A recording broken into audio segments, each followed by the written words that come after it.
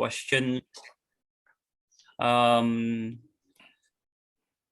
Yeah, so a lot of parents have some questions about the for each developmental stages, and then there are also some parents who share their experiences, and yeah, and I think we continued that discussion in our chat group.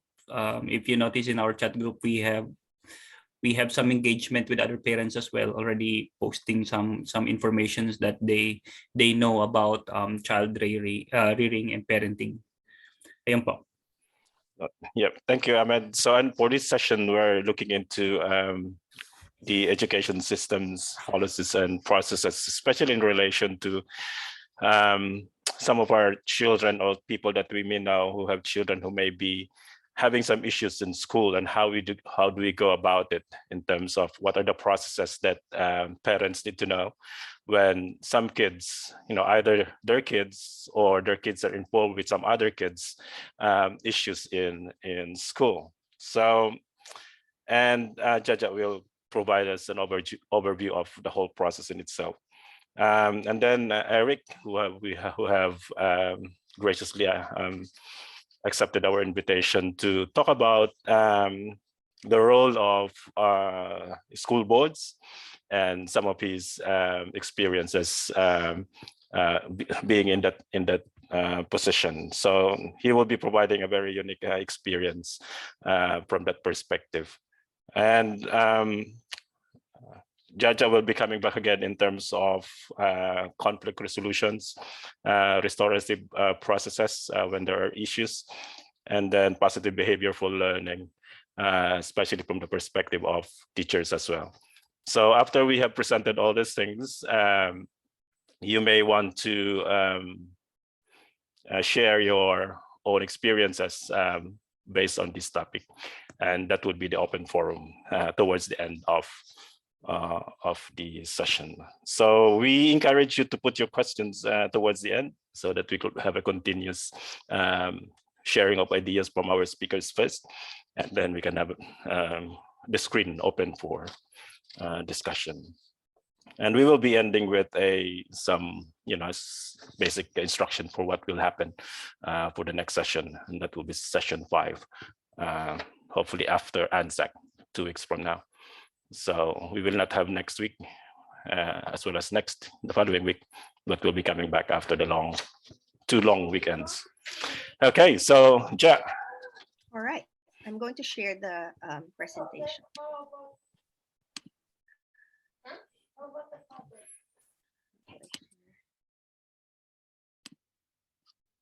All right. Sorry, mabagal. Nakikita ba ninyo lahat? Ayan. So today, I wanna give you a brief overview of what happens when we are faced with a challenging problem. So whether it's your child or they're involved in something else, what can parents do, and what does the school do? Okay, so we'll start with the primary school structure, and it's very similar with secondary school also. So usually step 1 is you deal with the individual classroom teacher, and then the classes are divided. This is in the primary, into the senior syndicate, which is the junior syndicate, which is 0 to 3, year 0 to 3, and then you've got the senior syndicate, which is year 4 to 8, so seniors and intermediate. Each of those syndicate teams are led by a team leader, and usually that's the deputy principal. And then those teams gather together as a whole. Yeah, that comprises the whole school, and the whole school is led by the senior leadership team, which are the deputy principal or assistant principal. It depends on how big the school is.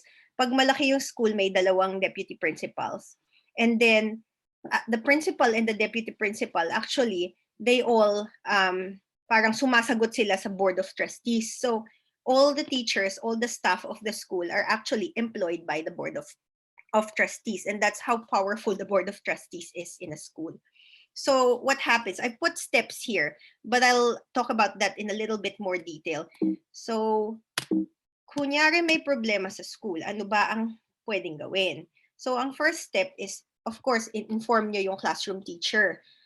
So parang ginawan ko to na parang traffic light system. Yung green is the behavior observed at school major ba yung behavior or minor pero repetitive? The teachers record the behavior observed, even if the parents have communicated it.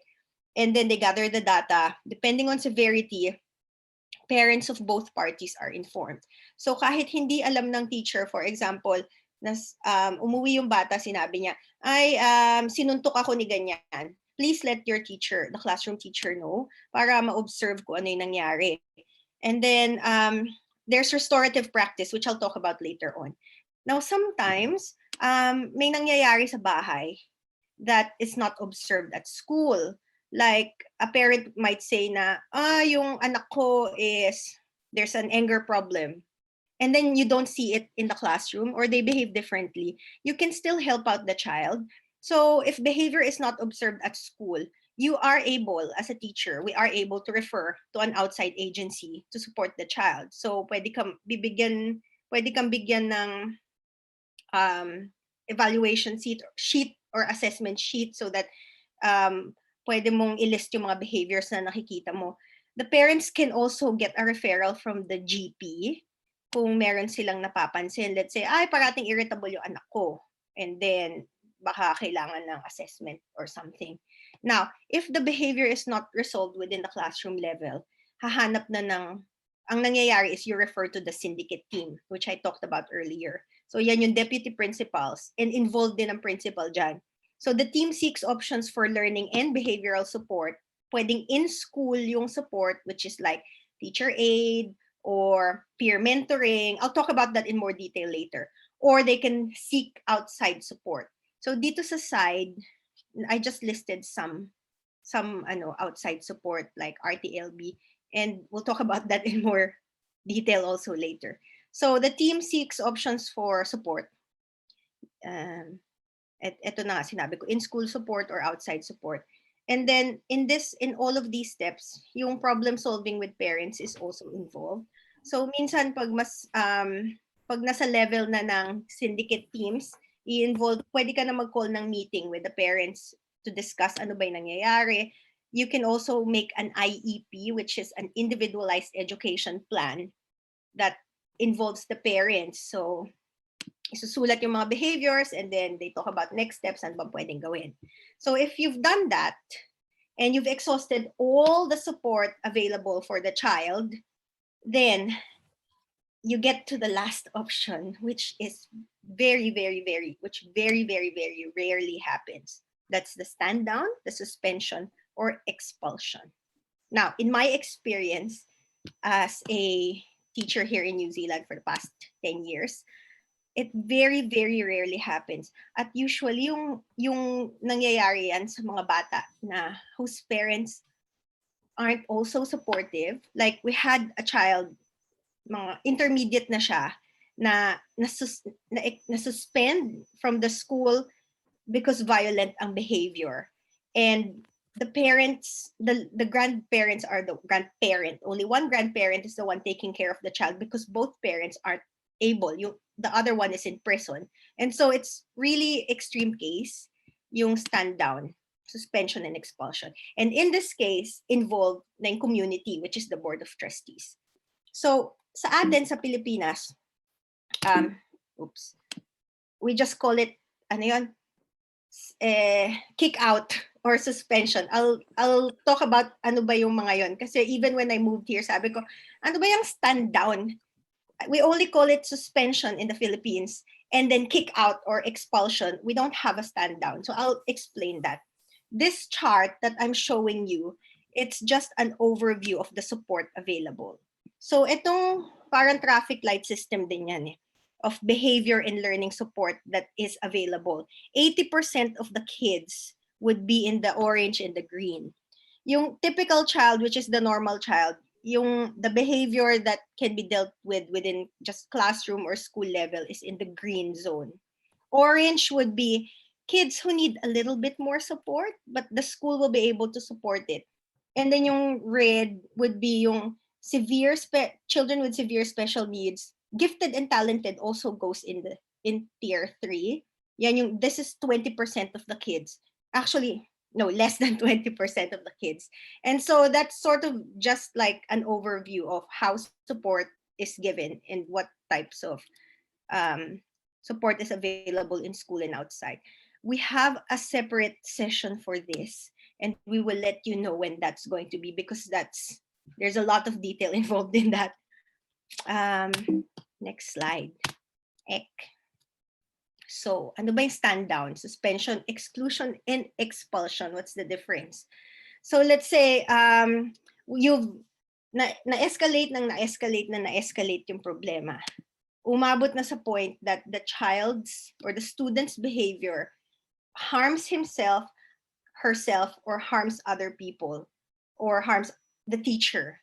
And you've already done everything that you can, it's still happening. You can stand down. The principal can decide to stand down the child. So yan yung sa Pilipinas ang tawag sa stand down is suspension. So they'll be out of school, pero maximum 5 days lang per term, or 10 days for the whole year. If the principal and the parents and the community feels the need na to increase that, then it moves on to a suspension, which is the formal removal of the student from school by a principal. And then involved na yung board of trustees dito. So they have to decide, are we going to lift the suspension? Are we going to extend the suspension? Or we've done everything and this child is still endangering our community. Are we going to expel the student? So it moves on to exclusion. Yung exclusion is like expulsion, but it's for children age 16 and under. So you can't expel them because they have the right to be educated, but they can be excluded. And this means they're removed from the school. But once you decide to remove them from the school, you have to make sure that another school or there's another option for the child. We worked with a student a couple of years back who was really violent. Yun yung grandma yung nagte-take care of him. Ang mom, I think, was an alcoholic. Dad in prison. So it's really extreme case. Nanununtok ng teacher. Every single day may away sa classroom. And so it was really hard. We've done, na-stand down na, na-suspend na. So we had no choice because hindi na kaya ng teacher, pati teacher sinusuntok. So the board of trustees decided we're gonna have to exclude the student. But it took what, like 6 months, because ang hirap every single day, may nasasaktan. But it took so long because you have to make sure that another school will take the child. Tapos the next year, so syempre nakapahinga yung teacher for like half a year. The next year, nag-re-enroll ulit sa school. Ganun, wala kang choice, ganun talaga, because motto here is, no child excluded from school. It is the right to be educated. So you really have to meet that need. Finally, expulsion, it's only for students age 16 years or more. So this means that the school's board of trustees removes the student from the school. And since 16 years na siya, he's finished with compulsory education, hindi mo na kailangan hanapan ng other option. And so, hindi na siya magsuschool. So, yun. And that's basically the overview of what happens if, here in the New Zealand system. Now, you can be involved. We did mention that the Board of Trustees has a very huge role and parents can be involved in that. May flow chart pala dito. So, ano nangyari? So this flow chart, well, it just basically, ang summary nito is masalimuot ang proseso ng pag-stand down at pag-suspend ng estudyante, because you have to go through that process. You have to make sure it is legal. You have to make sure that you've heard both all the sides. The child and the whānau, the parents or the caregiver, needs to be involved in every step of the way, and that you always have to hear or get the comment of the child. and that needs to be recorded. So masalimuot siyang proseso. I have a link. I've included a link in the dami nakabukas dito. So nag-include ako ng link, but I won't talk about this anymore today. But if you're interested, we're sharing with you the slide. There is a link here where this information is summarized and simplified for parents to understand. So it's found in the ministry the education.gov.nz link website. So you can check that out later on. And we would like now to move to the role of the Board of Trustees. And I would like to introduce Eric Mina, or Joseph Mina, our speaker for today, who was part of the Board of Trustees of ano school, sorry. Sacred Heart. Sacred Heart School sa Thorndon for 6 years. So he served for 2 terms as a Board of Trustees. And yes, on to you, Eric. Okay. Thank you, Jaja. Oh, good afternoon to everyone. Hello. Pleasure. Yes. So, yeah, I'll start with the context of what the board is and what's the expectation on the board. I think that's the primary thing we need to understand. Now, as Jaja explained earlier, that the board of trustees are actually the sort of the owners, or they run the school. So in terms of looking after the school, first of all, we are essentially the employer for all the teachers and principals in the school and staff. Secondly is we are accountable for each and everybody that goes into the school. So the role of the board have evolved substantially, I think 2015, when they came out with a new law wherein the responsibility of any incidents that happened in the school setting goes to the board, meaning there was a law enacted where I think it's part of health and safety, wherein it's not just the board as a body, but really each individual board member can be accountable if something terrible happens in the school. So directly accountable yun. It's a direct accountability. It's not a accountability of the board, but each individual member of the boards would have that accountability. So it's quite a good balance wherein you have your responsibility and at the same time, hand in hand, you have the accountability. So that's one of the key things really that you need to keep in mind, that that's where the board the presence of the board is required. So just continuing on what Jaja was explaining earlier, ano ba yung what's the role of the board in terms of each and individual specific cases? Like, for example, we're talking about a child's welfare here. Under New Zealand law, no, education is a right. It's not a privilege, or it's not something that you can take out of a child. So it's part and parcel of a child's, I guess, a child's, it's not just a right, but part and parcel of a child's life, essentially. So if you look at education, irregardless of what's the child's situation, he is entitled to an education. That's I guess that's the bottom line of it. Ngayon, the difficulty there is really how do we go about this if there's problems, for example, for a child. Main thing really that you need to understand is that the board really depends on, I guess, the board structure. But the board that I was in, we had a very good I guess we had a very good relationship with the principal and the staff, and there's a high level of trust between the board of trustees and the school management. So the board does the governance, operations management goes down to the principal and the staff.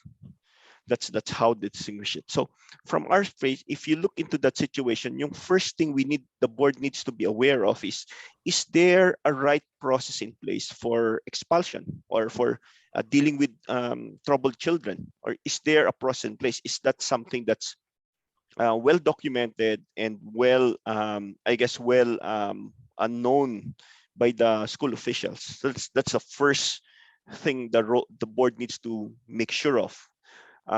Secondly, is because for every critical decision you do, you need to make sure that it goes to the proper process. Meaning, you investigated it, you've exhausted it, you have the right level of information and data across. And what has been done so far? So if you can see the diagram that Jaja presented, wherein there's a green and yellow and there's a red section there. The red section there is actually at the point wherein the school official, meaning the principal and the vice principal, goes to the board of trustees. So essentially tells them, we've got a problem, and this is the problem, and this is what we've done so far. So if you look at the very bottom, the red one, so this is what we've done so far. Now, expulsion, getting a child's, reaping out their child's right to education is not something that any principal can do. It has to go through a level wherein it goes up to the board. The board, if needed, gets advice from Ministry of Education. So it's that type of, you cannot you cannot take away that right out of a child simply because he doesn't want to learn. That's how difficult it. So secondly is, so you have that structure wherein I think the term there is an unalienable right, unalienable right of the child to get education. And then, so once it gets to the point wherein the principal and the vice principal or the staff approaches the board, that's the only time the board can act on it. Okay. Before that point in time, the board might be consulted, the board might be informed, but at a point in time wherein it's still within policy and procedure, it still needs to be handled by the school officials. Okay. The only time the board gets involved is really, we've done this, we've gone through the process. Next step is really, we need to do something about isolating the student from other students simply because he's causing harm. We had the case before wherein somebody enrolled in the school that has special needs. So basically, we cannot say no, but the principal approached the board and asked for help simply because we need to come out with some sort of fencing, a secured fencing with on the perimeter of the school. Apparently, the child wanders out sometimes. So wala siyang sense of boundaries. So he goes out on his own, nawawala, and then we need to call the police. So that's the main feedback that we got out of his old school. The thing is, because he is within that, what they call this, within the jurisdiction of the school, if he enrolls in our school, we have to either accept him or go to a process of rejecting him. So it's that difficult. So in those cases, once things like, we need the principal would approach us for, we need some financial support to put up some fencing, make sure that there's proper lockable, all the entrances and gates of the school can be locked and can be managed properly, so it costs money. So that goes to the board and the board decides. In the case of a problematic child wherein we're just good that we haven't really had that point in time wherein we were talking about expulsion. But once once it goes to the board and the board needs to act on it, once the principal asks the board for assistance in those matter, the board needs to act on it. Okay, and that act and that process we're in, what do we need to do? The first thing is really, what do we need to do to safely isolate the child with and still give him the proper education? That's the first item. We need to have some sort of system process in place. What do we need to do to make it happen? Do you need special assistance? Do you need another person to look after him 24 while he's in school? Type of a discussion, type of a mitigation. If all those things, so while those things are happening, you need to make sure that you properly document everything. Okay, properly document everything and properly note down what are the results of those interventions that you were creating. So that's one key thing, because at the end of the day, the decision to expel or the decision to even segregate a student can be questioned. Okay, it's not necessarily.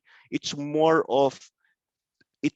A complaint can be lodged directly to the Ministry of Education complaining about a situation, and the board needs to be able to basically substantiate why that happened and why are those courses of action. So at the end of the day, when you say expulsion, suspension, isolating a student, that's part and partial a decision of the board. Add ko lang, Eric. Mm. So later on, we'll give you a little bit more detail on how the school documents that, and so that the process is fair and objective, so that the board also can make a decision. I'll just share with you this slide because parents might think, yun lang ba yung ginagawa ng Board of Trustees? Kick out yung bata o hindi? Marami silang roles. So, i-share ko lang ulit yung slide ng Yeah. And then if may questions yung mga parents, you can type it dito sa chat and then we'll read it for you. Kasi baka some of you might be interested in being part of the board. Don't worry, it's not just, yung role niya is not just making decisions on whether so yung role ng board, sila kasi yung pinaka-boss ng school. So yung sinabi ni Eric kanina, they employ the staff and the school. So even if ako teacher, interviewin ako ng principal or DP, ang pinaka-boss ko is the Board of Trustees. Sila yung sumasagot ako sa kanila. So they make sure health and safety, they make sure that every child in that school get what they need. Financial, they make decisions on that. They can even make decisions on school property. They make decisions on, shall we set aside funding for another TA if that's going, a teacher aide, is that going to solve the behavioral problem of that child instead of kick out? Ganyan. And then curriculum management, they also talk about that. Ano ba yung needs ng community natin? Tinitingnan din nila yung mga reports, literacy, numeracy, everything. Are we meeting the curricular needs of our children? And if so, if not, how are we gonna change that? So they have malaki ang kapangyarihan nila. It's actually, yeah, it's really the full management of the school. So even to a point wherein if the school starts performing poorly, yan ang those things. Most of the time the discussion are around support. So most of the time yung principal would approach us simply because they need a couple of funding. They have a couple of projects, capital costs. So, but most of the time it's really the principal approaching us to tell us that we have a literacy problem, or we see it seems that based on the result that we had recently with a couple of NCA, the achievement levels are going down in certain cohorts. So those types of discussion, really, what do we need? Do we need some more teacher aid and those things? The board makes a decision on that. But in terms of coming up with interventions, most of the time it comes from the staff or the school principals. So yung the board itself is more of making sure that the school is running smoothly, the school is well provided, um, and it's adhering to a lot of the I guess rules and directives of the Ministry of Education.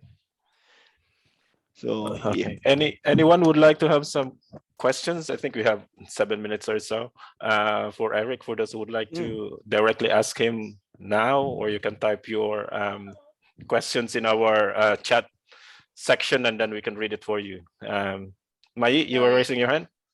Yeah, thanks, Eric, for your sharing. But maybe can you share to us as well, your own your experience? How did you find your experience as a member of the board of trustees? Yeah, and sure. for Filipino community as well. How has that impacted the participation of the Filipino community within the school? Okay.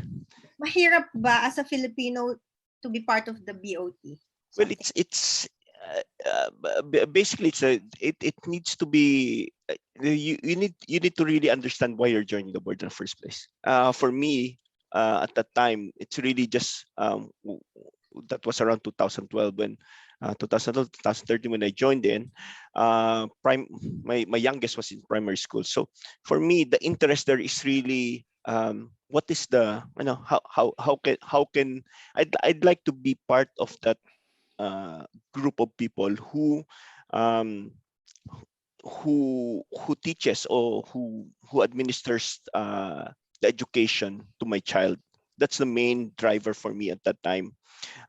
It's really just making sure that is the New Zealand system or education system really good as what they're telling us, as compared to what education we got back in the Philippines. So that's one of the key things really that drive me into the board of trustees. Aside from most of the parents approach me said we really need a representation in the board because the Filipino community at that time was really growing.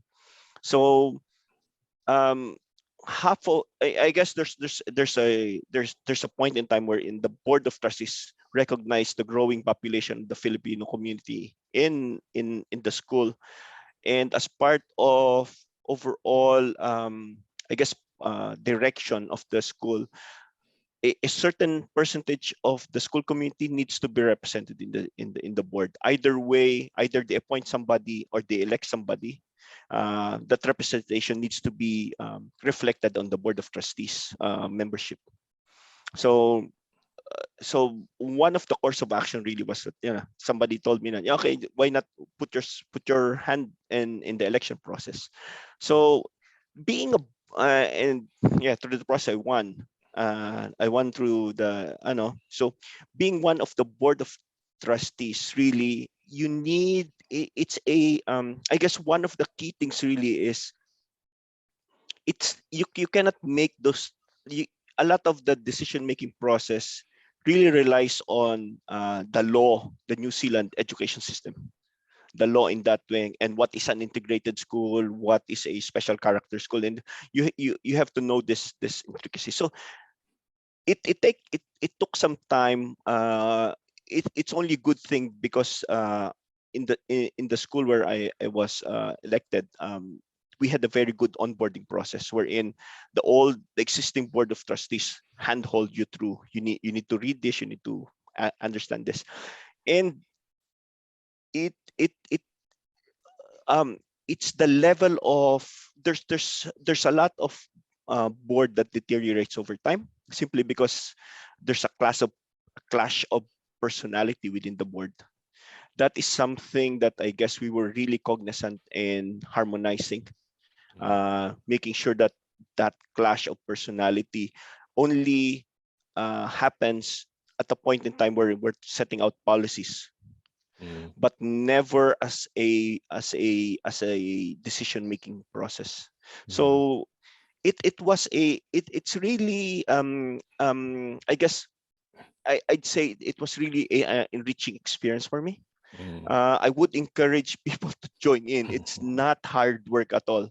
It's more of really just the interest you need to be in understanding. Okay. Thank you, Eric. Carolina, you wanted to say something? Yeah. Carolina is from the Ministry of Education. Hi, Oh, Joseph. okay. Hello, It's Carolina. great. It's great to meet you. Yeah, just wanted to just clarify that because every school is run differently by each board. Yes. Some of the rule, I mean, the directives are the same, the roles are the same, but what each school set up for their own school may differ. So because we have a group of parents from all the Wellington region. So I just wanted to kind of clarify that you may not find in your school that things have been run exactly the same as the other schools because the strategic purpose or, that the way how they want to set up the curriculum is different, and even some of the ways how they, for example, the complaint process is set up differently school to school. I was an education advisor once, and it's just it's quite something that is really different. It's quite foreign for us coming from different countries, that schools can be so different, and even a process. I was looking at some of the questions, and our kids have some needs or some circumstances. And in one school, the community might hear that, oh yeah, I went through a similar situation, but in my school, it didn't happen what it happened to your child, So it's just keeping that in mind, that unfortunately, the directives, the rule, the education, the legislation is one, but the way how every school set up those could have, be different. So that is confusing. So unfortunately, yeah. It's there are a lot of dynamics you need to be aware of, especially that there's the level of trust between the staff and the board. There's a level of sometimes I've met some board members who are very hands-on. So meaning the level of detail they manage a school is really deep. There are boards that are hands-off, and that really depends on the level of trust. So in those types of dynamics, you would see the different ways of how the school is being run. And how they get involved, the parents, is one of the key things, really. Thank you, Eric. I have just here a comment before you, Ahmed. I'll just read this one. Just curious, this is from Daryl and Candice. Just curious about the stand-down process. My child with autism got stood down for 3 days before. It happened so quickly, like within 24 hours. So I wonder now if there are exemptions that the school can do it without consulting the board. Continued. What happened was there were two kids fighting. My son retaliated as his friend got pushed by other kids. So pinagtanggol niya yung batang itinulak, tapos siya na yung na-stood down. My child has autism, so I wonder if that is an exemption to the rule. Ja or Eric? Well, yeah, sure. Ideally, if the child has autism, so ganito, when a behavior happens, the school needs to know what triggers that behavior. So you can find the correct solution to that problematic behavior. And that's why, and when you found that solution to that problematic behavior, then ideally you'd be able to avoid it. Kung autism, yun dapat yung school meron siyang support for someone who has autism. Like, does the behavior need to be supervised during break times? Kung nangyari siya sa break time, kung nangyari siya sa classroom, is there a TA who oversees the child? How severe is the autism? Do they have yung ORS na tinatawag na support? Actually, okay.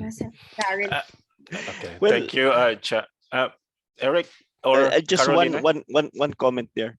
Really, I think we need to segregate the situation. First of all, the swiftness of the action. Okay, I just want to comment on that. Once harm is implicated in the discussion, meaning there was a fight, there was a harm, yung suspension or stood down is normally immediate. That needs to be addressed immediately. Meaning there needs to be due process, but in terms of isolating people, making sure it doesn't happen the next time around, that needs some action. And then the next set of actions is the one that Jaja is explaining. Okay. So that due process in there. Thank you, Eric. I'm mindful that we may need to go to the next topic, but Carolina, would you like to quickly respond to the same question from the Ministry of Education's perspective? We know that there will be an open forum in the end, and I think one of these topics can be more discussed, hopefully more in detail towards the end. But just not to let go of this question, Carolina, would you like to say something? Yes, just quickly, just noting that it's not, a school cannot exclude a child or suspend a child because the child has autism. If a school does that, it's just because it's a safety reason. So there will be a way to keep the children safe, either the son or the classroom. So it is sometimes it's done because they want to put a plan in place, for example, to have more support coming in, or just referring or getting interim response fund to get a teacher aide to work with the child. So, but it is very important, and this is the reason why we have these learning hubs, is that the communication with the school and the home has to be really good, and the parents need to be informed of anything that is happening. So it's working alongside and in partnership with the parents and understanding, because every behavior is a communication, is some form of communication, but with the special needs is working with the parents, understanding that what we're doing is temporary while we make sure everyone is safe. Yes. And when your child comes back, is because we have a plan in place for everyone to be ready and access learning. So it is not because your child is autistic, it's because it was a safety reason for this to happen. But it's the communication and asking for clarification and asking for what exactly happened is your right as a parent. So it's important to feel comfortable to ask those questions as well. Thank you very much, Carolina. I think those discussions actually quite prepare as well for conflict resolutions topic, the next part of it. And I know that there are still comments in our chat section. Siguro lang in relation dun sa sharing ni Eric, comment here from Alex, just commenting and affirming the need for parents to be actively involved as a school, especially as a board or PTA, if there are PTAs in the schools, and to be part of those. So directly related to the experiences as well as the knowledge that Eric has put in. So I would like to, we would like to go to the next part of the discussion, and then hold on to some of your questions and sharing maybe, and then we can further discuss them towards the end after Jaja's sharing. Thank you. So what I would like to emphasize also is what Carolina said earlier, that every school is different. But what I'd like to show you is some of the best practices of certain schools, so that when you look for a school or when you encounter a problem in your school, you know what to ask, what questions to ask, you know what the process is in a school that follows these best practices, and then you can make your school accountable for it. How do you do it? What's your process? How is it done? What's the next step? So it's good because schools will always find a way to improve their community. And if parents are involved and they ask the right questions, then the change is easier. So I will share the screen again. And Eric did mention that there is a systematic approach. And so, i-share ko lang, ano ba yung ginagawa ng teachers? We have to record and analyze the behavior, and it follows a systematic approach. So it's not just oh, that happened. Every single incident that happens goes through a process, and that's the work that the teachers do that the parents don't see. Yan yung mga, oh, yung lunchtime mo, give up mo, or after classes, that's what teachers need to do. So in order for the school to respond in an objective and scientific way, i-share ko lang. All primary schools has an electronic system where they record data. It's called ETAP.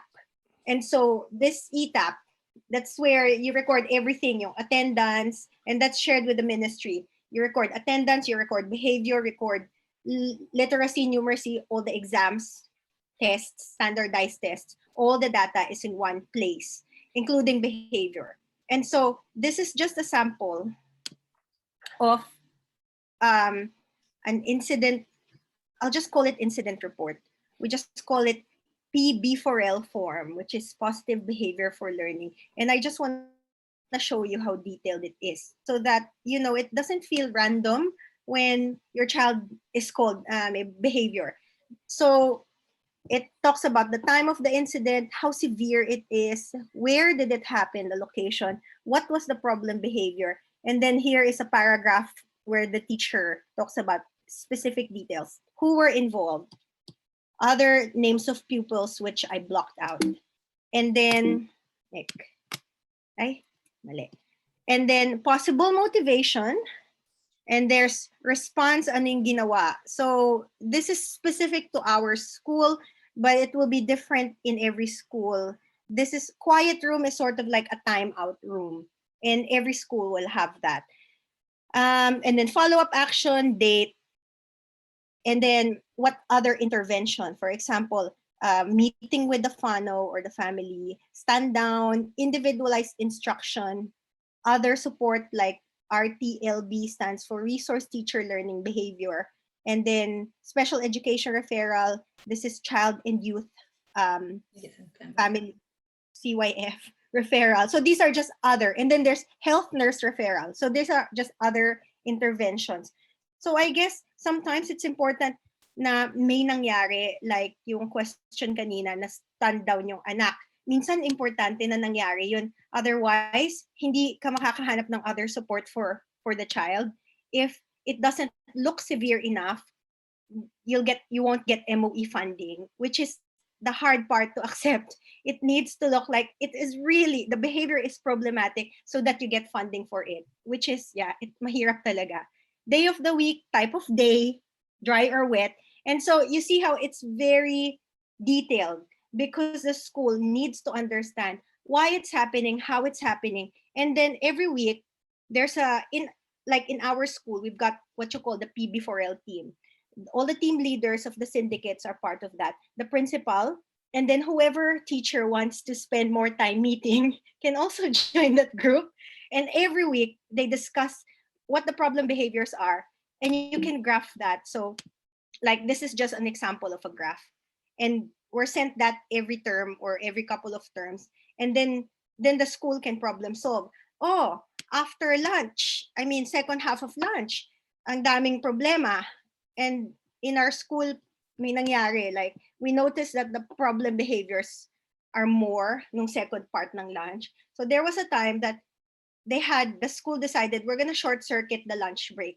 There's going to be a bell in the middle, and then we will supervise the lunch, they're eating, and then playtime again. And that decreased the number of incidents. And so all of these are analyzed on a regular basis so that we can discuss as a whole school, or you can just pick out a student and discuss what are the patterns of behavior? How are we going to solve that? What's triggering the behavior? Where is it happening? So it really needs to be a very scientific approach. This is different for every school. And so you will see in your school the policies, what are the rules, ano ba yung mga minor behaviors or major behaviors, and you'll find that somewhere siguro sa staff room. So this is just something for you to be aware about. It's different for every school. This is just a sample of the school, primary school where I work at. Again, it just shows you in your school, it's a good thing to ask, where can I find, you know, a chart or a flow chart or whatever it is that lists the policies or the rules of the school, just to make you aware as a parent, ano ba yung values ng school, o ano ba yung sinusunod, and then you find out the process from your specific school. So again, this is just a sample of a flow chart from our specific school, and this sort of chart just shows you that all the kids, all the students in the school are the responsibility of all teachers. Like in our school, in Tawa School, we always say that that child is all, you know, all the children is all our children. Regardless of whether I've taught that child or not, they're all the children. So we all share responsibility because it does take a village to raise a child. And every school will always have like a timeout space. Kahit walang space sa school, minsan it's just a desk outside the principal's office. So in our school, we call it the quiet room. In American language, it might be called detention. And so, and yeah, I'm just saying that there is a process in your school that determines what kind of behavior, and then what the consequence is for each of the kinds of behavior. And then again, parent communication is so important. So we always emphasize home and school partnership. And ngayon maraming different ways to communicate with the parents. Some of you might use apps like Seesaw. Sa ECE, there's what you call Story Park. Tapos, I don't know what they use sa secondary school. Some schools still use Seesaw. Merong Hero. So there are lots of apps na parang social media for schools. And then, you know, there's pictures, there's videos. It's marami. Some schools will have their own Facebook pages, and there's lots of ways to communicate. Now, I wrote here, in rare cases, we use discretion, because sometimes, you know, we're very lucky sa Filipino community. We know that our parents are very, very supportive. But we have cases na, yun sinabi ko kanina, yung parents in prison or parents are violent. You know, we have children like that. And sometimes we use discretion. We can't always communicate to them every single behavior, because if I say, oh, yung anak nyo may sinuntok today, pag uwi niya, susuntukin, you know, the child will get into more trouble. And so, you know, we use that discretion. And again, find out from your school kung ano ba yung process, or you can initiate that with a classroom teacher. And how's my child? Ano ba yung nangyari today? This is just another flow chart that shows that, and the sort of the process. So when do we meet with the parents? Again, pag major yung behavior, parents should always be informed of what happened. And if someone was harmed, the parents of that child that was harmed should always be informed of that behavior.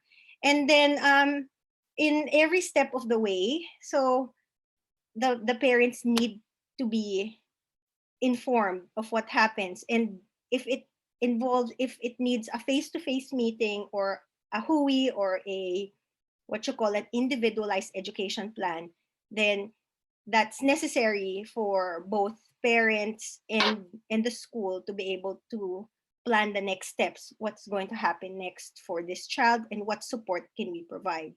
So that's just so yeah, that's the process of what you'd want to see in your school, and most schools would follow that. There probably are just differences. Now in that process, the child is always involved. And so it's parang ano yan eh, parang justice system, parang sa korte, 'di ba? So kung yung bata nagkasala, yung all the decisions, like mas stand down siya, masuspend siya, in every single decision, even the first consequence, involved, the child is always involved in that conversation. They're never isolated. It's even for children with special needs, the school tries their best to really get the child to own up or face up to that problem, the behavior, because that's the only way that you can change children is for them to own it. And so schools follow what you call a restorative practice, and I'll just give you a little bit of a background in that. May time, but wala tayong time for the TED Talk, no? So may TED Talk dito, pero 15 minutes kasi siya. Siguro ibang session. What do you think, Joey? We can just provide it to them, that they can view it on their own later on. We'll share the slides with you. So this is I attended a PD, professional development on restorative practice, in the college, and we watched this TED Talk of Marge Thornsborn, who's been working with schools in New Zealand and Australia and giving them strategies on how do you have this dialogue with the family, how do you have this dialogue with the child. So basically, a restorative practice is getting the student to be involved in decision-making process regarding their own behavior, getting them to think about their own consequences. It's not just the school deciding, may sinuntok ka, you'll be stood down. Or you're always late, this is the consequence. So this is handing it over to the student. What are you gonna do about it? And involving the family, because it also respects their culture. But why is the behavior happening? Maybe may problema sa bahay or merong clash with the culture. So it's just really handing it over to that student and their family. I'll move on to give an example. Oh, sorry. Mali. Next slide. So basically, restorative practice has 4 underlying principles.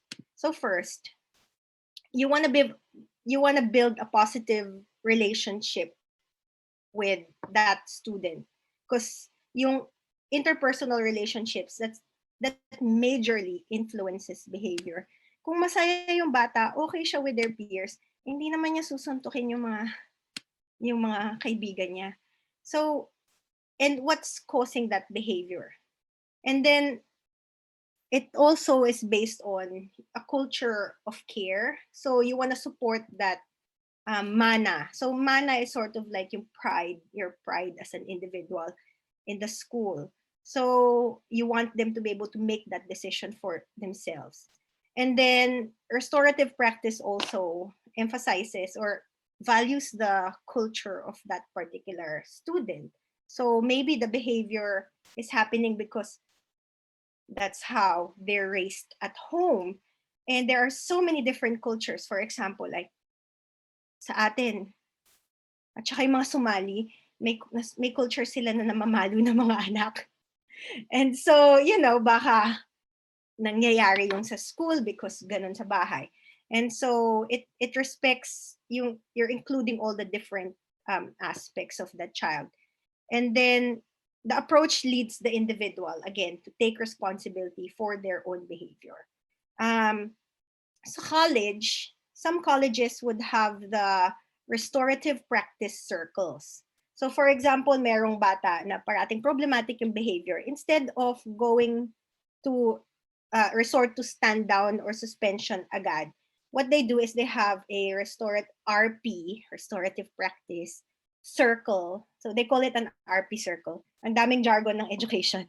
They call it an RP circle. So they invite the student and the whānau, or kung sino man yung caregivers, pwedeng best friend, anyone who is important to the child. And then they problem solve. Gumagawa sila ng diagram. They write down, they start with the positives. So isusulat nila, ano ba yung mga positives about you, about the child? What is it that you like about school? What do you do best? So isusulat nila yung positives na yan. On another chart, then they're gonna write down, ano ba yung problema ngayon? What is, what's stopping you from achieving this positive behavior? So isusulat ni bata yan. And then in that meeting, they're gonna brainstorm, and the child is going to brainstorm how do I get rid of the negative behavior and work towards the positive? So that's just an example of how they actually get the student to change. So before pa umabot sa stand down, lahat yung processes sinusundan ng schools. Sa primary school, hindi pa kami nag-RP circle. Medyo, it's still a bit complex for the little ones. So this is just an example. So yung script, I'll just share with you. When the child is in the timeout space, so we train them, so we have a dialogue with the children, so they're trained to think and reflect on their behavior, because they need to learn to be responsible for their actions. And they have to understand that, so we ask them to tell a story. We don't just say, ito yung ginawa mo, this is what happened, this is what someone said. So we listen to their version of the story, whether it's what happened or not, but we listen to them. And then we explore the harm. We get them to think about, how did that affect? What do you think? How do you think it affected the other person and all of that? And then we get them to repair the house. How do you think you can fix that situation? We ask them to think about the other person. How do you think it affected yourself? How do you think it affected others? And then, so you have to reach an agreement with the child. At school, you say it's not okay to hit someone when you're upset. And we want to make sure you want the child to say that I don't want this to happen again. And then you plan to follow up. So I'm going to check on you later to see if you're doing what we've agreed. And so so this is just in our school, and we have the 4 Fs. We've got front up, fess up, fix up, and then finished. And so basically, in every time they're in that timeout space, we have them really reflect on their behavior. Itong next slide, sample lang din siya nung. Ito for mas junior pa. So itong nasa gilid, these are just strategies that our specific school has come up with. It's the messaging that we send to all the children. So alam nila what behavior is expected of you. And then this is their reflection sheet. It's so simple because not everyone can write. Not everyone has is in that logical thinking space already, but they're really simple. And then yung school where I work at, we've got some positive behavior messaging, that specific strategies that we teach our students. For example, yung WITS stands for walk away, ignore, talk it out, seek help. And so every child knows that, because as soon as they start in our school, 5 years old, we teach that directly. And then the program is called Positive Behavior for Learning. So basically, behavior in New Zealand schools is not seen as isolated. It's not, the approach to behavior is not reactive, but it's more active in the sense that from the very, very lowest level, which is the 5-year-old child, the 5-year-old new child, whether 1 day at school or how many days at school, what we want to achieve as a school is already taught to that youngest child and newest child at school. And so the approach is very, very active. So every level and every member of the school hears the same message. Because if you want the child to learn a specific behavior, you have to teach it. You can't just that their respect or, they're not gonna hit. You have to teach it. And the message should be consistent, not just across the school, but you have to communicate that also to the parents, because what they learn at school it's a partnership eh.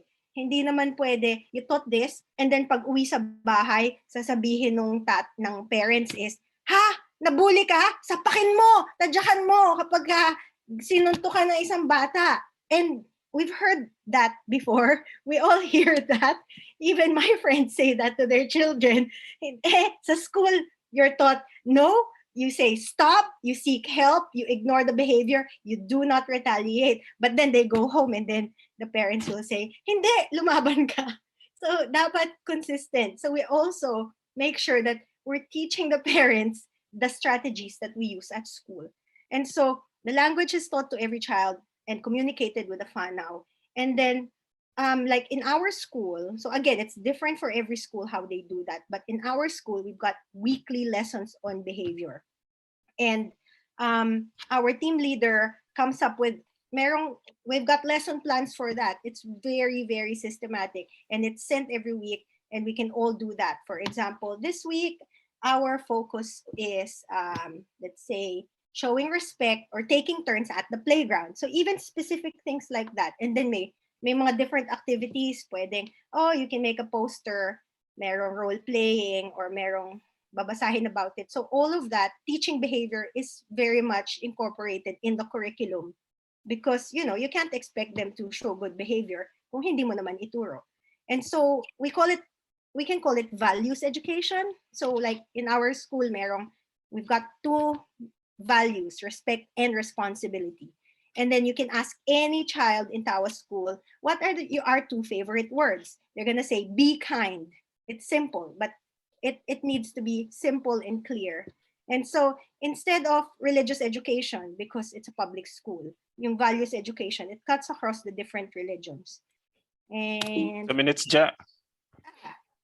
Yan na, I think that's it. So yung this next slide is just sort of like, oh yan, tama, 2 slide na lang. What time is it? So this next slide is just a sample. I'm gonna play a little bit of it just to emphasize how you know, best practices at school, how it's communicated. So may mga jargon na tinuturo sa mga bata. So this is just a sample. Forward natin yan. Forward. So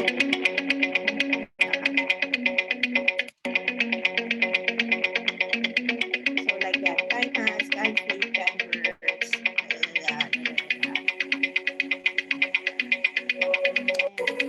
Walk away, ignore talking out. Okay, yan. So yan, parang sample lang. So, yun lang. And meron pa ba? I'm sorry. And yeah, so this yung next 2 slides is just a sample of how behavior is taught and how it is reinforced in our school, and it will be different in every school. So it's a good thing for you to ask, what strategies does my classroom use, or what strategies does my school use to reinforce positive behavior?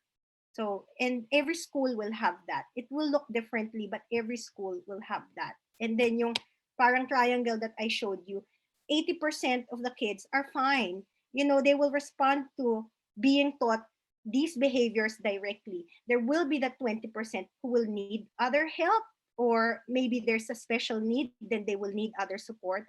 And yeah, as long as the parents know what are these strategies, then that's what's important. Yun lang po. Natapos. Awesome. Thank you very much, Ja. So we are now at the open forum and discussion part. I understand there were some comments as well as that is on the chat section, but I would like, Ahmed, do you still have that question in your mind that you would like to share, or maybe a comment, as you were raising your hand a bit earlier? Yeah, I think it has been answered. I was actually just going to refer to the question being raised by Candice. Anyway, just to raise this to Eric and to Jaja, you talk about the board of trustees, and you know, back in the Philippines, when we, well, as children, as students back in the Philippines, and also being a parent before parent of a student before we move here into New Zealand, there is what we call a Parents and Teachers Association. My question is how is that similar with the boards of trustees, or is that different from the boards of trustees? And if so, is there such organization that are being encouraged in the schools? Maybe Carolina could also answer this question. Let me try to answer that first. I guess the board of trustees are on the governance level of things. Okay. So we're more looking after the welfare of the school and the students, essentially. Now, in terms of engaging with parents, most of the time that's needs to be led by the principal, by the management team of the school. So the principals, the staff, and the teacher. It's very rare for the board of trustees to be accessible by parents. I think that's one of the key things is, but okay. Having said that, it's really on the personality of the board of trustees. There are some board of trustees who are really hands-on, meaning they'd like to know day-to-day operations of the school and those things, and the engagement with parents do happen. But essentially, for us, we leave it to the level of the teacher. It becomes difficult because you need to understand the roles in the school. And if parents would start circumverting the principal, if they have problems, it's not being discussed with the principal or with the staff, they go straight to the board of trustees, then it creates a lot of issues. So it needs to go that proper process. That's why most of the time, it's not that we're trying to hide from the parents. It's more of we need to go to that process we're in, the escalation that goes from student to teacher to principal and then to the board.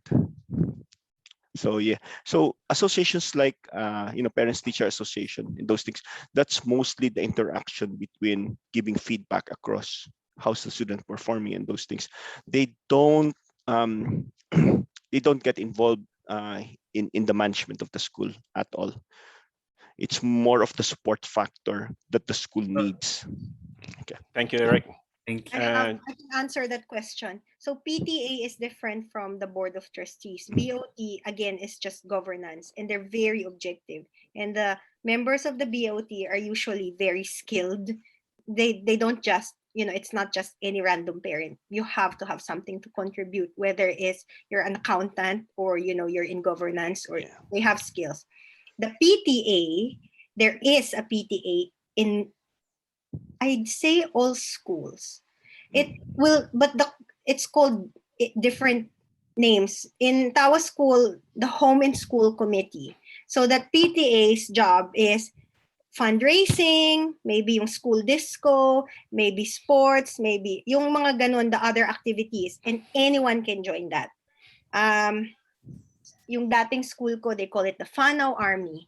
And so yun, that's the job of yun yung parang PTA. Yun ba yung Ahmed yung tinatanong mo? Oh yeah, that's the one. Kasi meron. There are just some instances when I was a part of a parents support group or a family support group, and then I'm thinking if these kinds of associations or organizations are being implemented in the schools, then I think that will cover the parents or the Fanaw support group that I was also a part of before. And there are other ways to be involved because may mga different projects ang schools. For example, sports, yung mga extracurricular sporting groups or other extracurricular stuff. Like dati in Tawa, I know. So now we've got the netball team. Parents are leading that. Yung rugby team, parents are also leading that. And then in Tawa School, we've got the parent tutor program. These are volunteers, volunteer parents or grandparents, kahit sino, who come to school to help children read. Kasi we don't have extra funding for literacy. And so, the school decided we're just going to ask for parent volunteers to help them with the reading. Yeah. And then merong nagvo-volunteer sa PTP. It's called PMP, Perceptual Motor Program, which is Mhm. a program for 5 to 7-year-olds na parang gym, yung mga movement activities. Nagvo-volunteer din ang parent to lead that. So there are lots, and then camp. We always need parents for camp. So there are so many ways. I just remember, for example, when people are calling, the schools are calling for members for the board of trustees, they usually go to the election process. Yeah. While the PTAs or those volunteer works, they volunteer. Whoever is available and would like to contribute. Carolina, would you like to say something? Yes, it's everything is volunteer. Also, the board of trustees is volunteer, but it's yes, you say because it's governance, it has a very strict process of election, and are the parents are the one electing the members that are going to represent them, while the PTA is but they're not completely disassociated, because at the end of the day, the funding that the PTA raises goes to the school, which helps also. For example, if something is needed in the school that can be covered by the funding from the ministry, those funds that have been fundraised that end up in the school, can be, that decision is made, what to do with those funds is made by the board of trustees. So it's all interlinked, and at the end of the day, it's just support. It's a way to connect the community, the school community, in different ways and forms.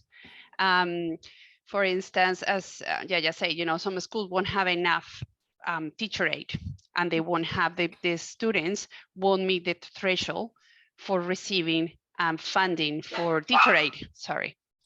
And then some of the fundraising from the PTA could go towards teacher 8 hours. So it's just, those decisions will be also with the board of trustees saying, okay, with this funding, where is the need?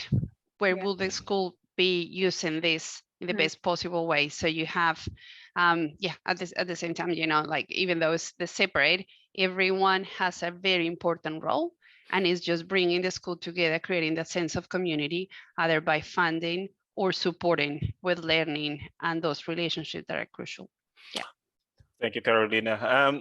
Thank you very much. Madam Manay Judith, you have some comments. Would you like to talk about it? About the PTA? Anything that you have put it as well in the chat group. If you're still not answered, or you would like to share. Okay. So actually, it's just more of sharing, because you know very well that my sons are already well grown up in the university. So the chat info that I have put in there was that I would encourage the parents, prospective, maybe members of the board, because by experience as a parent, it was my son who really told us. He just told us. We didn't really tell him, okay, you have to join the board, a student rep. It was always more of him, telling us that, okay, this is my plan, etc. But in hindsight, it was really a very good learning experience for him, I think, because he served, or he was elected for 2 terms when he was year 12 and year 13. So he became more mature. I don't know if it would be early, too early, but it added to his maturity, and he became more confident, and then he faced more responsibilities alongside and even after the terms. That's why I put in the chat that, you just have to encourage your children, and the responsibility also goes with, the maturity or learning experience of the child, and eventually it will be the whole family who will benefit from it. So yeah, that's my hindsight. So, and encouragement. Thank you, Manajud. Anyone else who would Alex, like? Go ahead. Comment. Yep. Alex, gusto mong... Oh, Alex. Yes, Alex. Nawala. Oh, andyan pa siya. No, I'm still here. Comments. It was actually earlier. I was thinking, I was actually thinking if does it help if a child or children knows that their parents or caregivers are quite active in school? And I don't know if there's any benchmark to this, but it's actually just a belief coming from me. So I was just asking if there's any valid, valid reasons for that, or valid, any baseline on that belief. Maya, would you like to comment on that? Yeah, definitely. It is because it builds the child's sense of belonging, in the school. And so with their confidence as well, and their sense of contribution in the community, in the school. And that's why I encourage parents actually to be proactive. What can I do to support my school? So even for us, we belong to an ethnic community. As a Filipino, what can we share in our culture, to the school, for the school to actually grow in knowledge, to become more culturally aware? And that's when children, you notice, even in early childhood, for example, and we've got parents who come and read in German to the children, even if our children do not speak German, it's only one German family. But for that child, that really empowers him, and then just makes his sense of belonging grow, and the confidence. And, it's like, wow, I am a part of this community. They embrace me for who I am and my culture. So yeah, definitely it affects your children's development in the school. And I want to add, the best way to teach something to a child is to role model it. So if they see, active yung parents ko, they participate in activities, they'll do the same thing. So even if it's not at school, I have a student who nasa politics yung parents niya.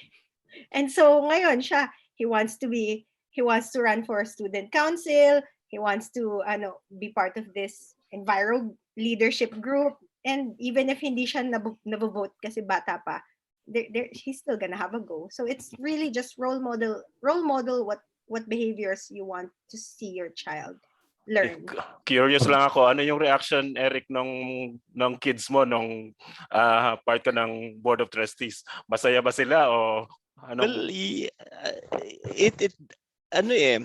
first of all, yung Board of Trustees are not that I guess one of the things really about the board, it's not present in the day-to-day things in the school. So it's like you're working on the background of the school. So that's one thing. And or your kids just say, oh, my dad is in the Board of Trustees. And it doesn't really, because one of the key things you really need to be aware or conscious about is it shouldn't give any privileges across the school if your dad is a officer of the school type of a situation. People needs to be cognizant of the fact that everybody's equal, and it doesn't make a student above anything else because he has access to a Board of Trustees member. That type of situation. Secondly, I think the better thing there really is what we're finding out from our school at that time was that the consistency of messaging, or the consistency of what they're learning in school, it's consistent with what's being I guess disciplined in the house, creates a better learning environment for the child. Now, if the parents are detached from the school, the expectation is really different. The child gets confused. Remember this, the time the child is in the school is their most delicate formative moments. So from that time, especially in primary, that's the time wherein they actually suck in a lot of knowledge. Kaya if it's inconsistent, if the values are not consistent, if the learnings are not consistent, if the discipline is not consistent, it just creates more confusion to child. So it impacts their behavior, it impacts their appetite in terms of learning. You can see their attitude in terms of how they want to go to school. Kasi it's really difficult sometimes communicating because they need to filter their thoughts. When I'm talking to my teacher, I need to talk about these things. When I'm talking at home, I need to talk about these things. So if they're talking the same level of language across school and house, it's easy. But if they need to filter between those two, so it just creates a lot more, it pulls the child both ways.